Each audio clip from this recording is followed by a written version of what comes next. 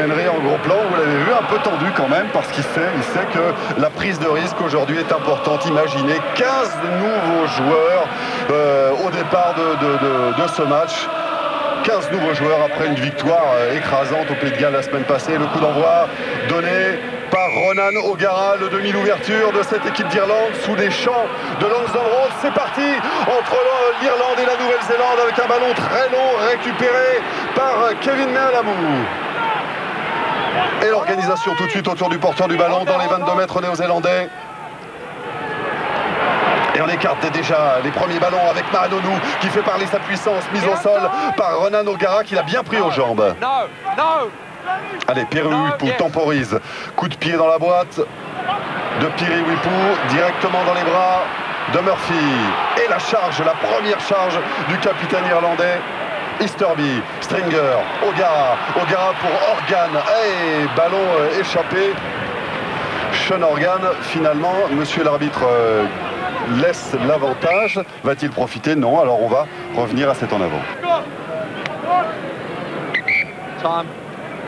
Voilà près de 5 minutes que nous sommes dans le camp irlandais avec un ballon pour les Néo-Zélandais. Presque exclusivement. Oh, la passe! On va y avoir un essai! Essai de Sivivatu après seulement 9 minutes 54 de jeu dans cette partie. Sivivatu marque le premier essai néo-zélandais. Et d'une simplicité, d'une facilité qui en serait presque dérangeante. On le voit, c'est une passe en cloche. Et je suis persuadé que c'est travaillé à l'entraînement. Et Sivivatu qui vient de son aile opposée, qui reste caché dans le dos, je dirais, du porteur du ballon pour surgir au dernier moment avec cette passe en cloche.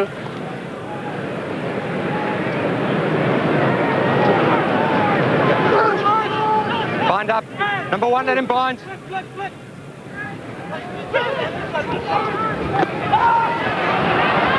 On va suivre cette action avec Mahanonou qui a pris ce ballon, qui trouve du soutien. Oh ouais. Et le soutien ensuite de Piriwipu qui va terminer sa course de l'autre côté de la ligne de but. Deuxième essai pour les Néo-Zélandais après 21 minutes dans cette première période. Les Néo-Zélandais qui mènent 12-0 avant la transformation.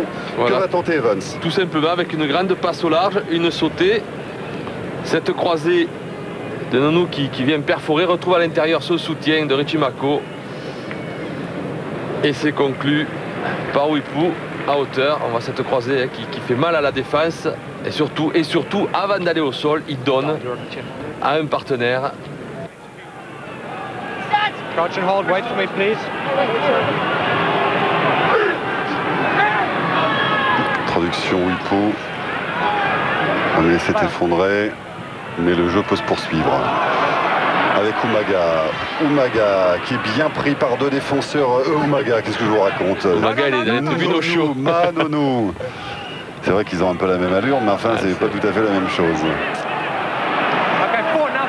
Et sa bataille pour la quête de ce ballon. Wipu. C'est bien fait. Fan de passe de Dougolet et ensuite on enchaîne. Mahanonou. Mise au sol, Wipu, Mako, Mealamu maintenant. Il a une capacité à avancer intervalle impressionnant, il est explosif. Evans, McDonald venu, et ici le numéro 8, Tuyali qui a pu donner sa balle à McDonald, et peut-être un essai, non, le soutien est là, essai de Sivivatu, un doublé de Sivivatu sur une action parfaitement menée par Leon McDonald, et qui offre cet essai à Sivivatu, le Fidjien de cette équipe néo-zélandaise, doublé pour le Fidjien dans ce match. Et oui, des plaquages manqués côté irlandais, oui. Ça ne pardonne pas sur ce jeu au large. 2 plaqueurs irlandais. Et puis derrière, ça enchaîne, il y a toujours du soutien. Et un essai de plus mener des poteaux. Hold first. Big one, Bestie! Come on, Johnny.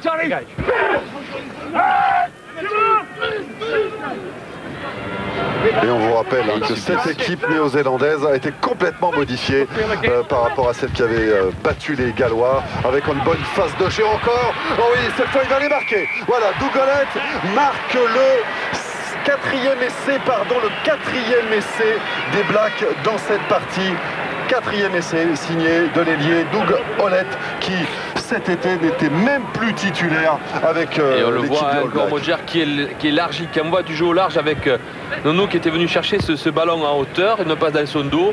Doug Hollett qui arrive à lancer dans l'intervalle et qui, je dirais, presque sans rien préparer, hein, juste met le bras en opposition sur Gordon Darcy et va marquer tranquillement comme à l'entraînement.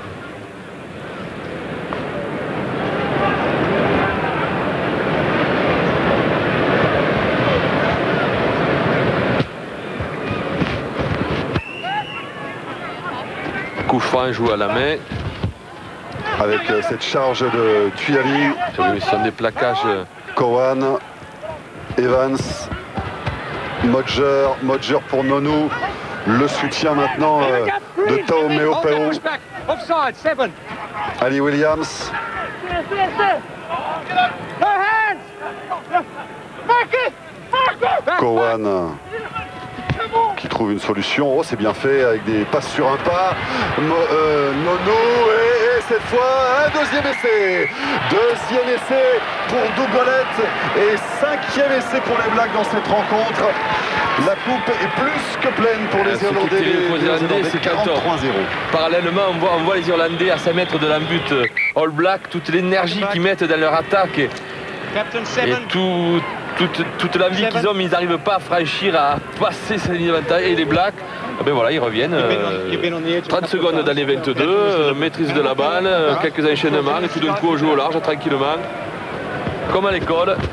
Alors que, bah oui, comme quoi le match était sérieux, on ne se fait pas de cadeaux. Et Nonou qui passe les bras avant de libérer l'espace pour Doug Hollett. Allez, lancé pour Best. Bonne prise de balle dans l'alignement irlandais. Et maintenant, il faut faire progresser ce Maul, rapprocher ce ballon de la ligne de but. C'est pas mal fait, ce serait bien. Et on va laisser l'ovation si jamais les Irlandais marquent, parce que là, il y aura une ovation forcément pour saluer le courage de ces joueurs, de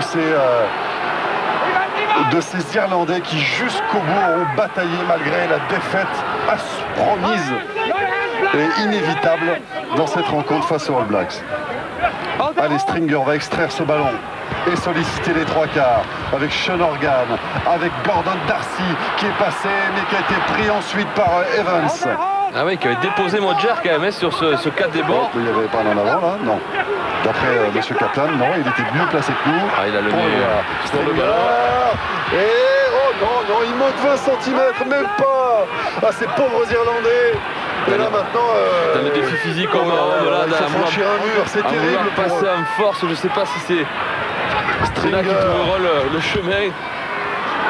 Humphreys qui est rentré à la place d'Ogara, je crois.